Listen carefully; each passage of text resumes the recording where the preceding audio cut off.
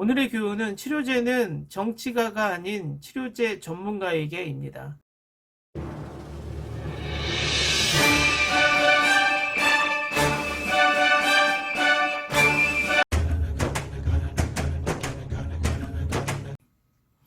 안녕하세요. 정치를 품격 있게 풀어드리는 정치클래스TV의 심상만입니다. 오늘은 코로나 종식을 위해 꼭 필요한 치료제와 백신, 또 이것을 정치에 이용하고 비즈니스에 눈이 먼 트럼프와 아베에 대해서 이야기를 해보겠습니다. 미국은 현재 뚜렷한 코로나19의 진정세를 보이지 않는 가운데 트럼프는 무리하게 경제회생을 명목으로 트윗에 해방하라라는 단어를 사용해서 지지자들을 부추겨서 미국의 코로나19 봉쇄령을 해제하려고 하고 있습니다.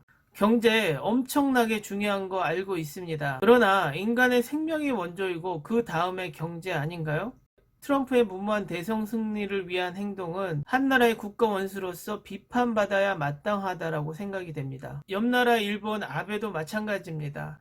아베는 검사 수를 늘리겠다라고 몇 번이고 이야기를 했지만 검사자 숫자는 제자리를 걷고 있고 어처구니가 없는 것은 확진자 숫자가 똑같은 패턴으로 휴일에는 감소하고 월요일만 되면 다시 늘어나는 것입니다. 이유는 휴일에는 검사를 잘 하지 않는다는 것이죠. 평상시에 공무원이나 의료진이 휴일에 쉬는 것은 당연하지만 비상사태를 선포한 이 상황에서 휴일과 평일을 따진다는 것, 개인적으로 이해가 되지 않습니다. 거기에 또 음성이 양성으로 나오는 검사키트 무더기 오류가 나오고 있으니 일본이 검사키트를 제대로 개발했는지도 의문이 생기게 됩니다. 일본의 학자가 TV방송에 나와서 이런 이야기를 합니다.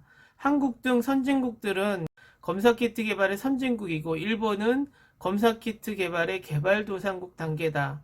이 말이 확실히 증명이 되는 사건입니다. 그런데도 불구하고 아베는 아직도 국민들은 코로나19에 감염되고 있는데 자존심을 세우면서 도움을 회피하고 있으니 한심스럽다는 생각이 드는군요. 다음은 코로나19 치료제에 대해서 이야기를 해보겠습니다. 미국의 트럼프가 밀고 있는 렘데시비르와 일본 아베가 밀고 있는 아비간, 이 두 가지 치료제, 렘데시비르는 에볼라 바이러스 치료제로 개발됐다가 부작용 때문에 이상실험에서 중단된 치료제이고 아비간은 신종플루 치료제로 개발되었다가 지금은 아베가 코로나19 치료제로 둔갑시켜서 세계 여러 나라들에게 무상으로 공급할 테니 일단 써보라고 하는 실정입니다. 그러나 이 치료제들은 애초 코로나19 치료제로 개발된 것이 아니라 뚜렷한 임상실험을 거치지 않으면 엄청난 부작용이 나올 거라는 예상을 합니다. 렘데시비르는 남성 생식기 마비라는 부작용이 나오고 있으며 이상 실험 중단으로 어떤 부작용이 있는지 확인되지 않았습니다. 아비간 또한 신종플루 치료제로 개발되어 어떤 임상실험도 거치지 않았기 때문에 태아기형 유발이라는 심각한 부작용이 확인되고 있는데도 불구하고 일본은 7일부터 치료제를 공급한다고 나섰고 또 전 세계를 대상으로 코로나 치료제로 승인해달라고 압박을 가하고 있으며 아비간이 코로나 치료에 효과가 있다라는 중국의 논문이 삭제된 가운데 아비간의 코로나 치료 효과의 근거가 사라진 상태입니다. 세계 모든 의약품은 효과와 부작용을 확인하기 위해서 임상실험을 거칩니다. 임상실험 1단계는 성인을 상대로 안정성 실험, 2단계는 대상을 넓혀서 수천 명에게 약물의 유효성과 안정성 종합검사를 하며 임상 3단계는 2단계 종료 후 최종 심사 단계를 거칩니다. 그렇기 때문에 치료제가 나오기까지 1년에서 1년 반이 걸린다고 하는데 그런데 이 두 치료제는 임상실험 단계를 간소화하거나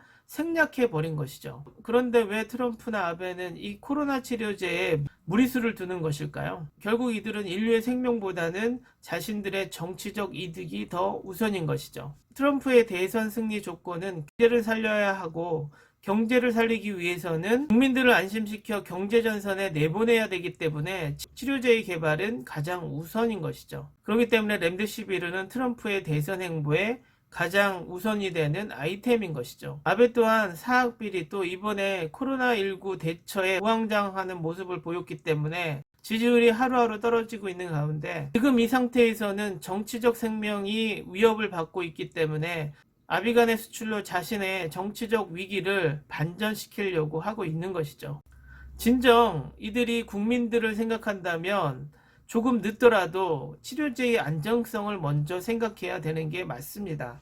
아베는 저 제품을 40개국에게 무상으로 제공한다고 하는데, 저 치료제를 써서 코로나19를 치료한다면 금상첨화이겠으나 만약에 부작용이 심각하게 일어난다면 이 책임을 어떻게 할 건지 궁금하군요. 아마도 부작용이 심각하게 나타난다면 그동안의 아베의 행태로 봐서도 무상으로 제공했고 선택은 너희가 했으니 우리에게는 책임이 없다라고 발뺌을 할 것이라는 것이 명약관화합니다. 렘데시비르에서 확인된 남성 생식기 마비와 아비간에서 확인된 태아 기형, 이 두 가지가 모두 부작용으로 나온다면 인류가 어떻게 될지 여러분의 상상에 맡기겠습니다. 대한민국도 치료제와 백신 개발에 힘을 쓰고 있으나 정말 철저하게 임상실험을 거쳐서 무엇보다 안전한 약을 내놓기를 바라봅니다. 오늘은 코로나 치료제 렘데시비르와 아비간에 대해서 이야기를 해봤습니다. 오늘의 교훈은 치료제는 정치가가 아닌 치료제 전문가에게입니다. 오늘은 여기까지 하겠습니다. 오늘도 사회적 거리두기 꼭 실천합시다. 항상 시청해 주셔서 고맙습니다.